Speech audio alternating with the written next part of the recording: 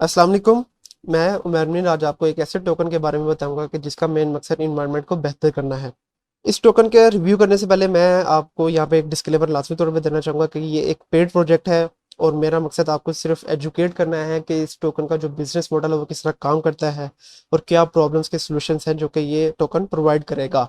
और इसके अंदर अगर आप कोई किसी भी किस्म की इन्वेस्टमेंट वगैरह करते हैं तो वो आप अपने बिहाफ पे करेंगे and we are not responsible for any of your investment. तो चलिए टोकन का रिव्यू शुरू करते हैं। टोकन का जो नाम है वो है इकोचिन टोकन और इस टोकन का जो मेन मकसद है वो ये है कि ये स्टेबिलिटी लेकर आएगा इकोसिस्टम और इकोनॉमी के अंदर। और इसके अलावा आगे चलते चले तो इस टोकन का जो मेन मकसद है वो यही है कि इसके जो होल्डर्स होंगे उनके लिए प्रोस्पेरिटी लेकर आए। तो मेनली ये जो प्रोजेक्ट है ये एक लॉन्ग टर्म प्रोजेक्ट है जो कि अभी 5 दिन पहले ही लॉन्च हुआ है और ये अपने इकोसिस्टम के अंदर बहुत ज़्यादा जो चीज़ें हैं वो प्रोवाइड करता है कि जिसके अंदर क्लाउड डाटा स्टोरेज है, authentication protocol, external integration, payment gateway, private and security and one click application है। ये उन चंद चीज़ों में से हैं जो कि ये प्रोवाइड करेगा अपने यूजर्स को। और इन सब चीज़ों के साथ साथ वो लोग क्या क्या चीज़ें प्रोवाइड कर रहे हैं वो अगर मैं आपको बताता चलूँ तो सबसे जो मेन चीज़ वो प्रोवाइड करेंगे अपने होल्डर्स को वो ये है कि जो भी फीस होगी, तमाम ट्रांजैक्शन की जो फीस होगी वो और जो भी प्रॉफिट होगा वो ये लोग अपने जो होल्डर्स होंगे उनके दरम्यान में लाजमी तौर पर डिस्ट्रीब्यूट करते रहेंगे लाइफ टाइम के लिए। तो ये भी एक बहुत अच्छा कदम है कि अगर आप लोग अभी इसको होल्ड करते रखते हैं तो लाइफ टाइम के लिए आपके पास जो इसकी वैल्यू है वो बढ़ती जाएगी टोकन्स की। और इन तमाम चीज़ों के अलावा क्या क्या चीज़ें इनके रोड मैप के अंदर शामिल है वो अगर मैं आपको बताता चलूँ तो मेन इनके रोड मैप के अंदर शामिल है कि डिसेंट्रल एक्सचेंज जो कि ये लोग अपनी लॉन्च करना चाहते हैं वो होगी। और जब ये डिसेंट्रल एक्सचेंज लॉन्च होगी तो तब हमें पता है कि इसकी जो वैल्यू है वो और भी ज़्यादा ऊपर जाएगी क्योंकि इसका जो यूजेज है वो बहुत ज़्यादा हो जाएगा। और डिसेंट्रल एक्सचेंज के साथ साथ ये लोग एनएफटी मार्केट प्लेस, इसके साथ साथ जो होल्डर्स होंगे उनको वो लोग स्टेकिंग की सहूलत भी प्रोवाइड करेंगे। इसके अलावा आईसीओ मतलब कि initial coin offering launch pad जो है वो भी प्रोवाइड करेंगे। और इसके साथ साथ वो लोग ऐसा सिस्टम बनाएंगे अपने इस इको चेन फाइनेंस के लिए ऊपर के वो लोग अपने जो कमिटेड कम्युनिटी मेंबर्स हैं उनको एयर ड्रॉप वगैरह देते रहे। तो जो लॉन्ग टर्म होल्डर्स होंगे उनके लिए बहुत ज़्यादा बेनिफिट्स होंगे इस प्रोजेक्ट के अंदर अगर वो लोग इन्वेस्टमेंट वगैरह करते हैं। इसके अलावा आगे चलते चले तो ये लोग अपनी जो एप्लीकेशन है उसको लॉन्च करेंगे। उस एप्लीकेशन के साथ हर वो शख्स के जिसके पास स्मार्टफोन है और इंटरनेट कनेक्शन है वो इजीली ग्लोबल मार्केट प्लेस के ऊपर पार्टिसिपेशन अपनी कर सकेगा। तो डिसेंट्रलाइज एक्सचेंज हो गई, एनएफटी मार्केट प्लेस हो गया, स्टेकिंग हो गई, आईसीओज हो गए और इसके साथ साथ इनकी जो एप्लीकेशन है वो भी बहुत जल्द हम लोग देखेंगे। और टोटल सप्लाई अगर मैं आपको बताता चलूँ तो टोकन की जो टोटल सप्लाई है वो 100 ट्रिलियन टोकन्स होंगे जिसमें से 50% जो है वो बर्न कर दिए जाएंगे। टोटल 5 स्टेप्स के अंदर ये बर्निंग होगी और 10% ईच स्टेप के अंदर बर्निंग वगैरह होगी। और इसके अलावा आगे जो बताता चलूँ तो टोटल जो ट्रांजेक्शन फीस होगी वो 10% होगी, मतलब कि ईच ट्रांजेक्शन के ऊपर 10% ये लोग फीस चार्ज करेंगे जिसमें से 6% जो है वो लिक्विडिटी पूल के अंदर चला जाएगा और 2% जो है वो रीडिस्ट्रीब्यूट कर दिया जाएगा होल्डर्स के अंदर जैसा कि मैंने आपको ऑलरेडी बताया है। और 2% जो है वो फंड रेजिंग वॉलेट के अंदर चला जाएगा।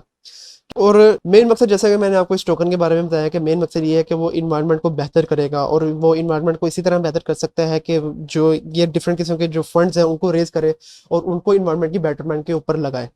तो इस टोकन की जो परचेजिंग है वो आप लोग करंटली पैनकेक स्वैप के ऊपर कर सकते हैं क्योंकि पैनकेक स्वैप के ऊपर ये टोकन ऑलरेडी लिस्ट हो चुका है।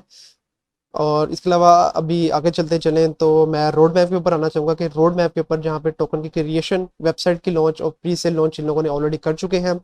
इसके अलावा फेज 2 के अंदर इन लोगों ने व्हाइट पेपर भी लॉन्च कर लिया है, पैनकेक स्वैप के ऊपर ये ऑलरेडी लॉन्च हो चुके हैं। और मेन जो मकसद है इस टोकन का वो ये है कि वो लोग 1 साल के अंदर बाइनेंस एक्सचेंज के अंदर रजिस्टर हो जाएंगे। इसके अलावा फेज 3 के अंदर कॉइन मार्केट कैप के अंदर लिस्टिंग, कॉइन गीको के अंदर लिस्टिंग और इसके लिए कॉइन गीको के लिए इन लोगों ने ऑलरेडी जो एप्लीकेशन है वो भेज दी हुई है।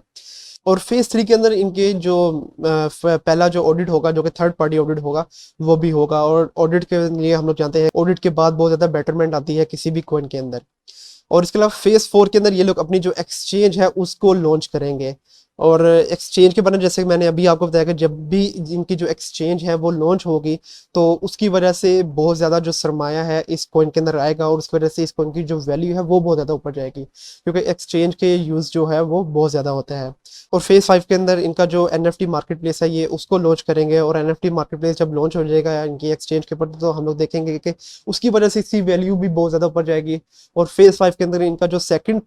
थर्ड पार्टी ऑडिट है वो भी होगा। और फेज़ 6 के अंदर ये लोग कोलैबोरेशन वगैरह करेंगे अपनी डिफरेंट इन्वायरमेंटल ऑर्गेनाइजेशंस के अंदर, जैसे कि मैंने आपको बताया कि मेन फोकस तो इनका इन्वायरमेंट के अंदर बेटरमेंट लेकर आना है। तो उसके लिए ये लोग जो है डिफरेंट किस्म की फंड रेजिंग वगैरह भी करेंगे, और मतलब कि हर ट्रांजैक्शन के अंदर इनकी फंड रेजिंग वगैरह होगी, और वो फंड रेजिंग जो है वो यूज़ होगी इन्वायरमेंट की बेटरमेंट के ऊपर। और इसके अलावा फेज 7 के अंदर इनके जो है फिर से थर्ड पार्टी ऑडिट वगैरह और profit and feed distribution different जो इनके होल्डर्स वगैरह हैं उनके अंदर होगी।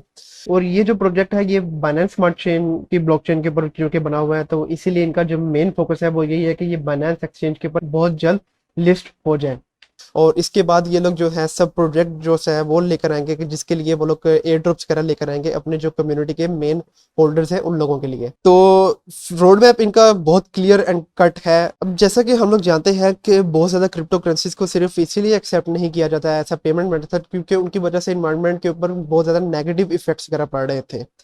तो एक टोकन जिसका मेन मकसद ही सिर्फ ये है कि वो इन्वायरमेंट को और इकोनॉमी को बेहतर करेगा, तो उसकी वजह से हम लोग देखेंगे कि उसकी जो एक्सेप्टेंस है वो बहुत ज़्यादा और बहुत जल्दी होगी,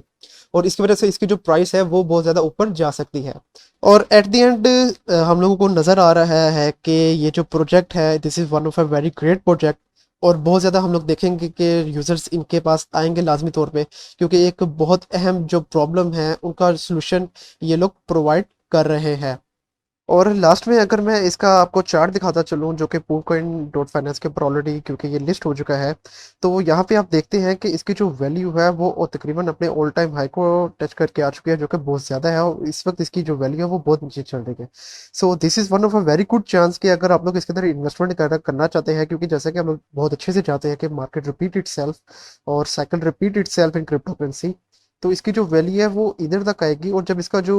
डिसेंट्रलाइज एक्सचेंजेस वगैरह और डिफरेंट जो चीज़ें वो लॉन्च हो जाएगी, तो उसकी वजह से इसकी जो वैल्यू है वो और भी ज़्यादा ऊपर जाएगी।